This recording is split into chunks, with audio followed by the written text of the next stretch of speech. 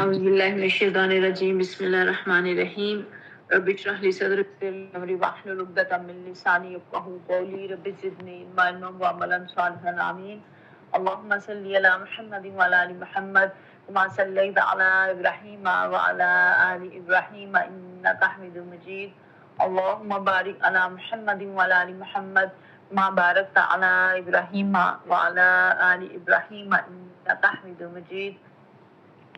سورہ بقرہ کا رکوع نمبر 8 اور 9 جو ہے وہ ہمارے سامنے تلاوت کیا گیا ہے، اور اس کا ترجمہ کچھ اس طرح سے ہے کہ یقین جانو کہ نبی عربی کو ماننے والے ہوں یا یہودی عیسائی ہوں یا سابی، جو بھی اللہ روز آخر پر ایمان لائے گا اور نیک عمل کرے گا، اس کا اجر اس کے رب کے پاس ہے اور اس کے لیے کسی خوف اور رنج کا موقع نہیں ہے۔ اب آغاز ہی میں جو بات ہو رہی ہے، سورہ بقرہ کی آیات ہمارے سامنے ہیں، آیات 62 تا 82، اور خلاصہ جو ہے ایمان کا معیار، اطاعت کی اصل روح اور بنی اسرائیل کے کردار سے امت مسلمہ کے لیے عبرت، یہ اس کے اندر جو ہے وہ بیان کیا گیا ہے۔ اور یہ رکوعات ہمیں سکھاتے ہیں کہ اللہ کی رضا صرف نام، نسب یا روایتی وابستگی سے نہیں ملتی، بلکہ حقیقی ایمان، عمل، اطاعت، تقوی، وعدے کی پاسداری اور اللہ اور رسول سے وفاداری ہی نجات کا جو ہے ذریعہ ہے۔ اب یہاں بالکل ہی آغاز میں عیسائیوں کا عقیدہ بتایا گیا کہ وہ کہتے تھے کہ عیسائی ہو جاؤ گے تو نجات پاؤ گے، یہودی کہتے تھے یہودی ہو جاؤ گے تو نجات پاؤ گے۔ اب یہاں اللہ تعالیٰ بتا رہے ہیں کہ جو بھی ہو، جو نیک عمل کرے گا، ایمان لے کے آئے گا اور نیک عمل کرے گا، اس کا اجر اس کے رب کے پاس ہے اور اس کے لیے کسی خوف اور رنج کا موقع جو ہے وہ نہیں ہے۔ اب یہودی گروہ سمجھتے تھے کہ نجات کا دار و مدار اس بات کے اوپر ہے کہ وہ یہودی ہو جائے فرد اور وہ یہودیوں میں سے ہو، اور جو ہے عیسائی اس میں تھے کہ جو ہمارے پاس جو آ جائے گا تو وہ جو ہے وہ۔ لیکن یہاں اللہ تعالیٰ نے بتا دیا کہ اللہ کے ہاں اصل چیز یہ تمہاری گروہ بندیاں نہیں ہیں کہ جو اس گروہ میں کوئی آ جائے گا تو نجات پا جائے گا یا دوسرے گروہ میں آ جائے گا تو نجات پا جائے گا، بلکہ کیا ہے کہ اللہ کے ہاں تو ایمان اور عمل صالح ہے۔ جو انسان بھی یہ چیز لے کر حاضر ہوگا اپنے رب سے اجر پائے گا، اور خدا کے ہاں فیصلہ آدمی کی صفات پر ہوگا، نہ کہ تمہاری مردم شماری کے رجسٹروں کے اوپر ہوگا۔ اور پھر یہاں پہ جو ہے وہ بنی اسرائیل کو عہد یاد کرایا گیا کہ جس وقت طور کو اٹھا کر پختہ عہد لیا گیا تھا اور کہا تھا کہ جو کتاب دے رہا ہے اس کو مضبوطی سے تھامنا، جو احکامات اس میں درج ہیں انہیں یاد رکھنا، اور اسی کے ذریعے سے توقع کی جا سکتی ہے کہ تم تقوی کی روش پر چل سکو گے۔ لیکن کیا ہوا، اس کے بعد سارے اپنے عہد سے پھر گئے، پھر بھی اللہ کے فضل اور اس کی رحمت نے تمہارا ساتھ نہ چھوڑا، ورنہ تم کبھی کے تباہ ہو چکے ہوتے۔ اب یہاں ان کو توجہ دلائی جا رہی ہے اس بات کی طرف، بنی اسرائیل کو، مجھ سے اور آپ سے بھی اللہ تعالیٰ نے عہد لیا ہوا ہے، ہم نے بھی اپنے رب سے عہد کیا ہوا ہے۔ ہم نے کیا عہد کیا ہوا ہے؟ ہم نے عہد کیا ہوا ہے الستو بربکم۔ اللہ نے کہا تھا عالم ارواح میں سب کو جمع کر کے کہ کیا میں تمہارا رب نہیں ہوں؟ تو ہم سب نے کہا تھا فبلا، ہاں کیوں نہیں، ہم سب نے اقرار کیا تھا سبحانک فبلا، ہم سب نے اقرار کیا تھا کہ اللہ تعالیٰ ہی ہمارا جو ہے وہ رب ہے۔ اور اس وعدے کے اندر جو ہے وہ بندگی کے وعدے کے اندر جو ہے وہ تمام وعدے بھی آ جاتے ہیں جو اس کے تحت ہوتے ہیں۔ تو کیا میں اور آپ اپنا وعدہ اپنے رب سے پورا کر رہے ہیں؟ اور یہاں پہ پھر سبت کے قانون کی بات آ گئی آیت نمبر 65 کے اندر کہ انہوں نے سب کو قانون کو توڑا تھا، اور پھر اللہ نے کہا کہ بندر بن جاؤ اور اس طرح اس حال میں رہو کہ ہر طرف سے تم پر دھتکار پھٹکار پڑے۔ اس طرح ہم نے ان کے انجام کو زمانے کے لوگوں اور بعد کی آنے والی نسلوں کے لیے عبرت اور ڈرنے والوں کے لیے نصیحت بنا کے چھوڑا۔ اب فی ظلال القرآن جو ہے تفسیر ہے، اس میں بیان کیا گیا ہے کہ بنی اسرائیل نے آرام کے لیے یہ مقدس دن خود مانگا تھا اور اللہ نے ان کو عطا کر دیا، اور اس میں یہ تھا کہ کچھ بھی کام نہیں کرنا، نہ کھانا پکانا ہے، نہ خادموں سے مدد لینی ہے، کچھ بھی، صرف اس کو جو ہے وہ اس دن عبادت کے لیے مخصوص کرنا ہے اور صرف عبادت کرنی ہے۔ ابتدا میں تو انہوں نے اس کو کیا، لیکن آہستہ آہستہ اس کی بالکل خلاف ورزی کرتے کرتے کرتے بالکل اس کو ختم کر دیا، حتیٰ کہ ان کے شہروں میں کھلے بند و سبت کے روز تجارت ہونے لگی، اور آپ جانتے ہیں سبت ہفتے کے دن کو کہتے ہیں۔ اور اس دن اس سارے سلسلے میں 3 گروہوں میں قوم جو ہے وہ تقسیم ہو گئی تھی۔ ایک گروہ وہ بن گیا تھا کہ جو بات کو سننے ماننے والا تھا اور دوسروں کو بھی منع کر رہا تھا۔ ایک گروہ وہ بن گیا کہ جو گھروں میں بیٹھ گئے لیکن منع نہیں کر رہے تھے لیکن خود برائی سے باز آ گئے تھے اور گھروں میں بیٹھ گئے تھے. اور تیسرا گروہ جو ہے وہ اعلان نافرمانی کر رہا تھا. تو جب عذاب آیا تو دونوں گروہ اس کا شکار ہو گئے. جو اعلانیہ نافرمانی کر رہے تھے وہ بھی اور جو گھروں میں بند ہو کے بیٹھ گئے تھے وہ بھی. بچا تو صرف وہ گروہ بچا کہ جو خود بھی باز آ رہا تھا خرابی سے اور دوسروں کو روک بھی رہا تھا, منع بھی کر رہا تھا. اسے ہمیں یہ بھی پتہ چلتا ہے کہ اللہ کے دین کے معاملے میں جو نیوٹرل ہونا کوئی فائدہ نہیں دیتا. اور پھر یہاں پہ اللہ تعالیٰ نے اس واقعے کی طرف توجہ دلائی ہے جب موسیٰ نے اپنی قوم سے کہا کہ اللہ تمہیں ایک گائے ذبح کرنے کا حکم دیتا ہے. کہنے لگے کیا تم ہم سے مذاق کرتے ہو؟ تو موسیٰ علیہ السلام نے کہا میں اللہ کی پناہ مانگتا ہوں کہ میں جاہلوں کی سی باتیں کروں. اب انہوں نے پھر اس کی تفصیلات پوچھنی شروع کر دی کیونکہ وہ جو ہے وہ ایمان لانے والے نہ تھے. ان کو پتہ چل رہا تھا لیکن وہ ٹال مٹول کر رہے تھے, ٹال مٹول سے کام لے رہے تھے, اصل اس کی طرف وہ آنے والے نہیں تھے. تو انہوں نے کہا کہ اچھا ذرا گائے کی کچھ تفصیل پوچھتے ہیں. موسیٰ علیہ السلام نے کہا اللہ کا ارشاد ہے ویسی گائے ہونی چاہیے نہ بوڑھی ہو نہ بچیا بلکہ اوسط عمر کی ہو, لہٰذا جو حکم دیا جاتا ہے اس کی تعمیل کرو. پھر کہنے لگے اپنے رب سے یہ اور پوچھ دو کہ اس کا رنگ کیسا ہو. موسیٰ علیہ السلام نے کہا وہ فرماتا ہے زرد رنگ کی گائے ہونی چاہیے جس کا رنگ ایسا شوق ہو کہ دیکھنے والوں کا جی خوش ہو جائے. اب اتنی تفصیلات ان کو پتہ چل گئی تھی تو وہ کر دیتے. پہلے جب حکم آیا تھا تو کوئی سی بھی گائے کر دیتے تو حکم کی تعمیل ہو جاتی.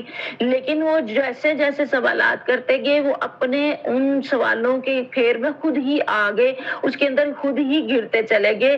اللہ تعالیٰ نے صاف صاف انگلی رکھ کے بتا دیا کہ جو دلوں میں بسا ہوا ہے بچڑا, جو گائے کی عظمت و تقدیس اور گاؤ پرستی کا مرض جو دل کو لگا ہوا تھا, اللہ نے بھی پھر انگلی رکھ کے اس کے اوپر بتا دیا. انہوں نے کہا ہمیں بتاؤ, ہمیں تو اشتباہ پیدا ہو گیا ہے. پھر موسیٰ علیہ السلام سے پوچھا, پھر انہوں نے پوچھ کے جواب دیا کہ اللہ کہتا ہے کہ ایسی گائے ہے جس سے خدمت نہیں لی جاتی, نہ زمین جوتی ہے نہ پانی کھینچتی ہے, صحیح سالم اور بے داغ ہے. اس پر وہ پکار اٹھے کہ ہاں اب تم نے ٹھیک پتہ بتایا. پھر انہوں نے اسے ذبح کیا ورنہ وہ ایسا معلوم کرتے نہ ہوتے تھے.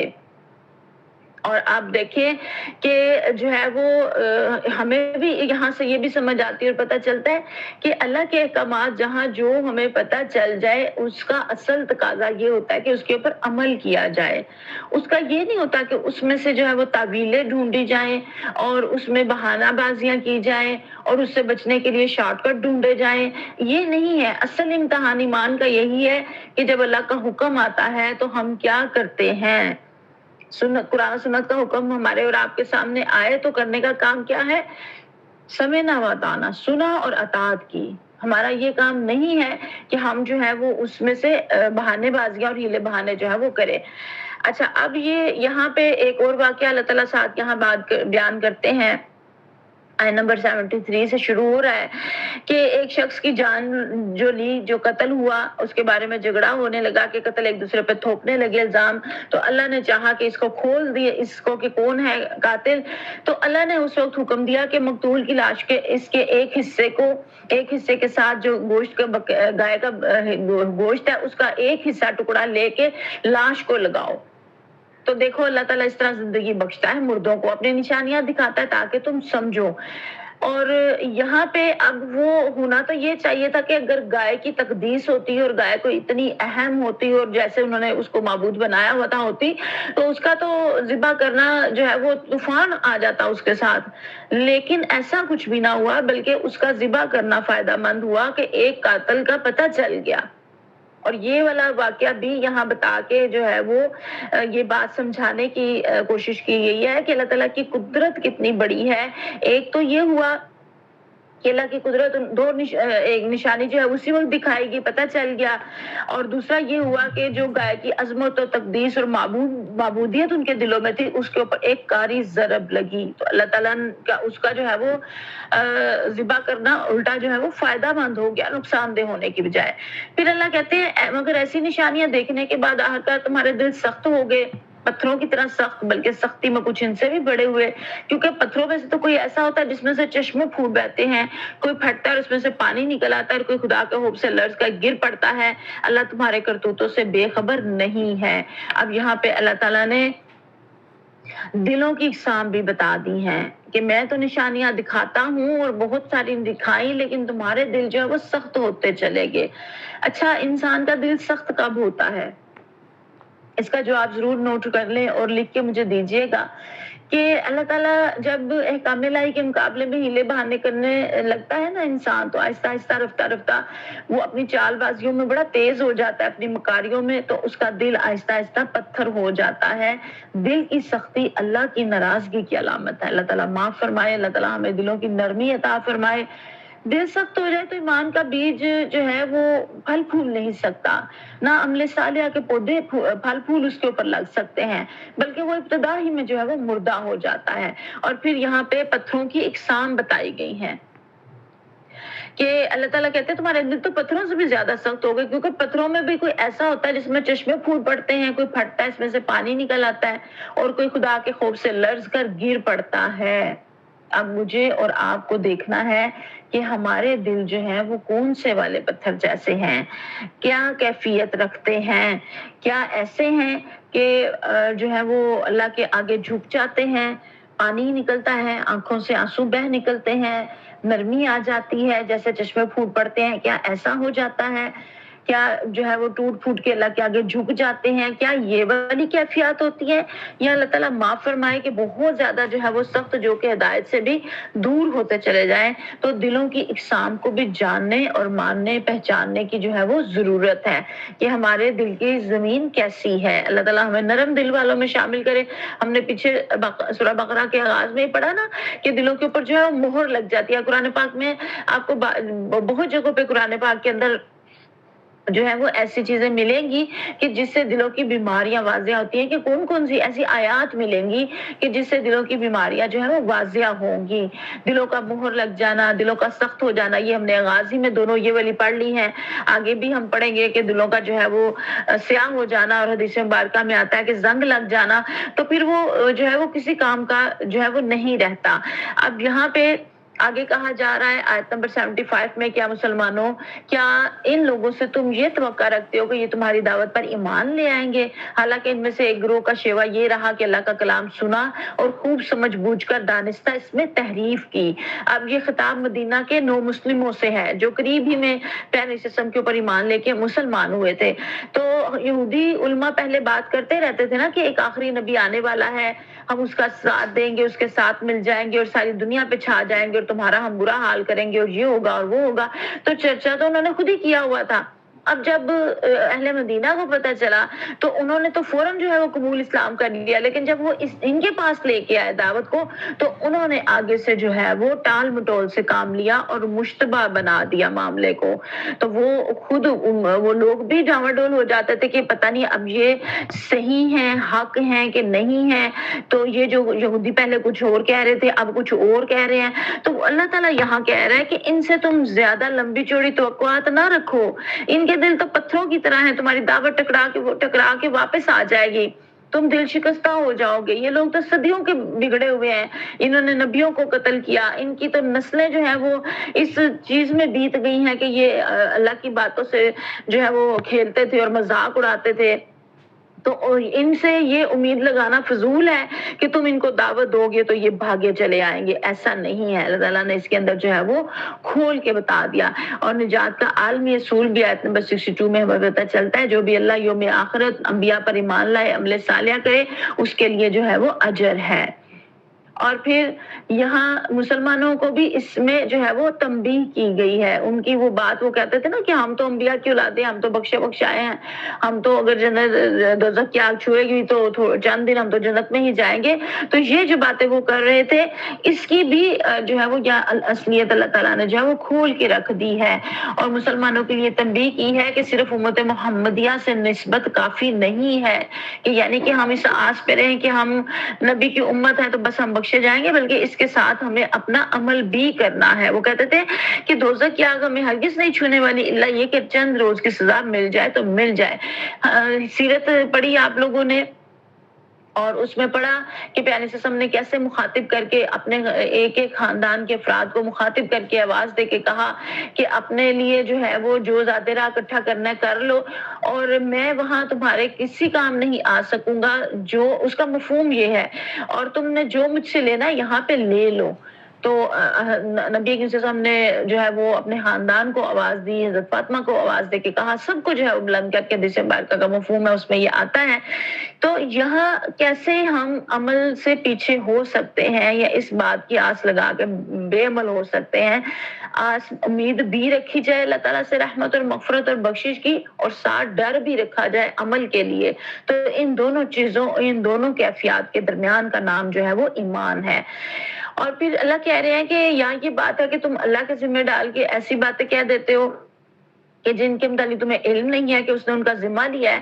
آخر تمہیں دوزخ کیا کیوں نہ چھوئے گی؟ جو بھی بدی کمائے گا اپنی خطا کاری کے چکر میں پڑا رہے گا وہ دوزخی ہے اور دوزخی میں ہمیشہ رہے گا، اور جو لوگ ایمان لائیں گے، نیک عمل کریں گے، وہی جنتی ہیں اور جنت میں ہمیشہ رہیں گے۔ اب یہاں پہ اللہ تعالیٰ نے کھول کے یہ بات جو ہے وہ بیان کر دی ہے۔ یہ آیت نمبر 80 ہے اور 81 ہے اور 82 ہے، تینوں یہ آیات ہیں۔ تو یہاں پہ اللہ تعالیٰ نے کھول کے مجھے اور آپ کو بتا دیا ہے کہ جو بھی عمل کرے گا، جو برائی کی خطا کاری کے چکر میں پڑا رہے گا، وہ اپنا انجام بھگتے گا، جو نیکی کی طرف آئے گا وہ جو ہے وہ اپنے نیک انجام سے جو ہے وہ دوچار ہوگا۔ اور پھر جو ہے وہ اس میں ہم یہ بھی دیکھتے ہیں کہ نافرمانی جب انہوں نے کی اور اللہ کی آیات کو جان بوجھ کے بدلا اور لوگوں کا جو ہے وہ دھوکہ دیا اور اللہ اپنی باتوں کو اللہ کی طرف منسوب کر دیا جبکہ وہ اللہ کی طرف سے نہیں تھی، تو اللہ تعالیٰ نے یہاں ان کو جو ہے وہ متنبہ کیا۔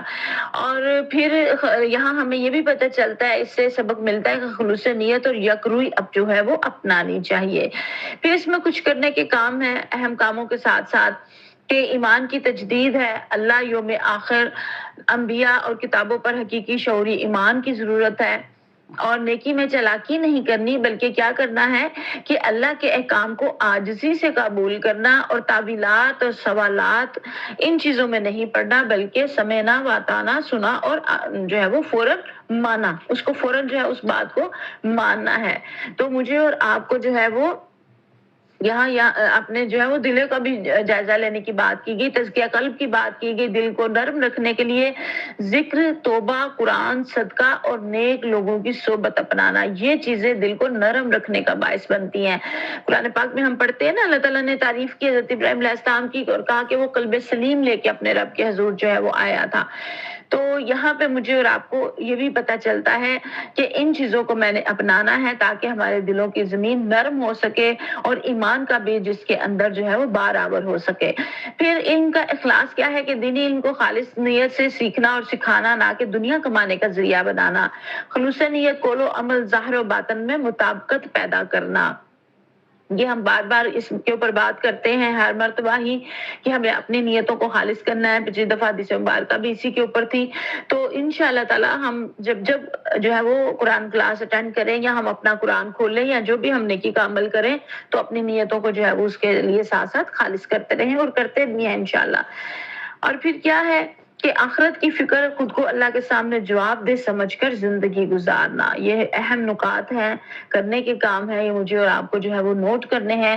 اور پھر یہاں جو پتھر کی سختی کی بات آئی ہے نا، تو یہاں آیت نمبر 74 جو ہے اس میں اپنا جائزہ ہے کہ جس سے نہریں جاری ہوتی ہیں، راتوں کو آنسو بہتے ہیں، ہدایت کی نہریں بہتی ہیں، ایسا ہے دل میرا، یا اللہ کے خوف سے سجدوں میں گرنے والے ہیں، ایسا ہے دل میرا، یا قیمتی پتھر ہیں کہ جن کی حفاظت کی جاتی ہے، یا سخت پتھر کے کوئی نور کی کرن ہی نہیں پوچھتی، تو اپنے آپ کو جو ہے وہ اس میں مجھے اور آپ کو پرکھنا ہے۔ اور پھر بچنے کے کاموں میں صرف نام یا قوم کے بھروسے پر نجات کی امید نہیں رکھنی، احکام الہی سے بچنے کے لیے ہیلے بہانے نہیں تراشنے، دین کو مال، شہرت یا طاقت کے لیے استعمال نہیں کرنا، اللہ کی آیات کی تحریف دانستہ یا غفلت میں نہیں کرنی، اور دل کی سختی، غفلت اور دین سے بیزاری سے بچنے کی کوشش کرنی ہے، اور آخرت کو معمولی یا وقتی سزا سمجھنے کی غلطی سے بچنا ہے۔ اور پھر جیسے یہود اور نصارہ نے کیا نا کہ اللہ کے کلام کو بدلا اور تحریف کی اور اپنی خواہش کے مطابق ڈھالا، تو یہ والا کام جو ہے ہم نے نہیں کرنا۔ اور قرآن و حدیث کا علم جو ہے وہ ہم نے حاصل کرنا ہے، اس کے لیے آخری وقت تک کوشش کرنی ہے، آخری سانسوں تک کوشش کرنی ہے، کیونکہ علم ہی جو ہے وہ عمل کی بنیاد بنتا ہے۔ جب انسان کے پاس علم آتا ہے تو وہ عمل کرتا ہے، اور عمل کے لیے اپنے ساتھ نیک صحبت بھی بہت ضروری ہے، نیک اجتماعیت بہت زیادہ ضروری ہے نیک عمل رہنے کے لیے، ورنہ انفرادی نیکی بھی کام نہیں کرتی، ٹھٹر کے رہ جاتی ہے اگر آپ اس کو اجتماعیت کے ساتھ، اجتماعی نیکی کے ساتھ نہیں جوڑتے۔ اور پھر یہاں پہ بے بنیاد خواہشات جو ہیں وہ نجات کا ذریعہ نہیں بن سکتی، ان رکوعات سے ہمیں یہ بھی جو ہے وہ پتہ چلتا ہے۔ اور پھر من گڑت دینی مسائل اللہ تعالیٰ پر جھوٹ مارنے کے مترادف ہے، اس سے ضرور بچنا اور دوسروں کو بھی بچانا ہے۔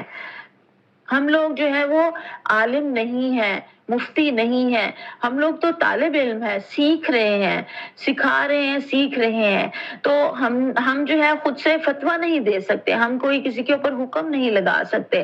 تو جو ہمیں اس طرح کے مسائل پوچھنے ہوں گے تو وہ ہم علماء سے جو ہے وہ رجوع کریں گے اس کے لیے، اور پھر خود سے جو ہے وہ ہمیں نہیں حلال اور حرام کی جو کہنا یہ جھوٹ باندھنے کے مترادف ہے، خود سے کسی بات کے بارے میں خود سے اپنی رائے سے جو ہے وہ جواب دے دینا۔